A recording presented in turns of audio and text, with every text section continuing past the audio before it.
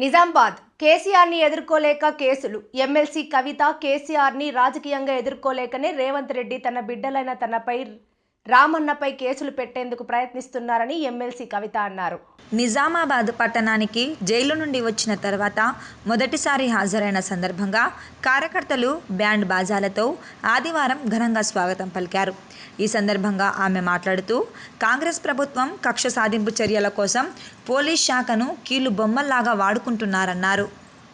మీకు తెలుసు, దేశంలో జరుగుతున్న పరిస్థితులు మీకు తెలుసు. కేసీఆర్ గారిని ఎదుర్కొనే దమ్ము లేక ధైర్యం లేక కేసీఆర్ గారి బిడ్డలైనటువంటి నా మీద రామన్న మీద కేసులు పెట్టే ప్రయత్నం చేస్తా ఉన్నారు. మాది భయపడే బ్లడ్ కాదు, భయపెట్టే బ్లడ్. అసలు ఎట్టి పరిస్థితుల్లో భయపడేదే లేదు.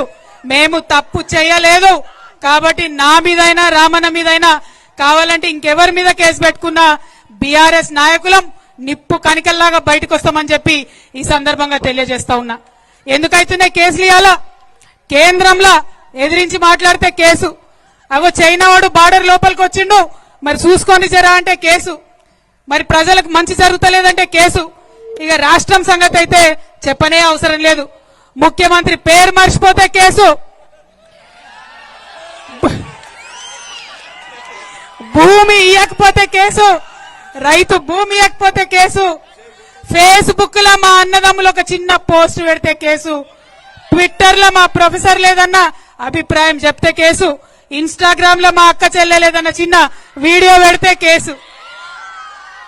అంటే గింత భయం ఎందుకు? నిజాన్ని ఫేస్ చేయలేరా? మేం లేమా 10 ఏళ్ళ అధికారంలో? ప్రజలు మమ్మల్ని అనలేదు?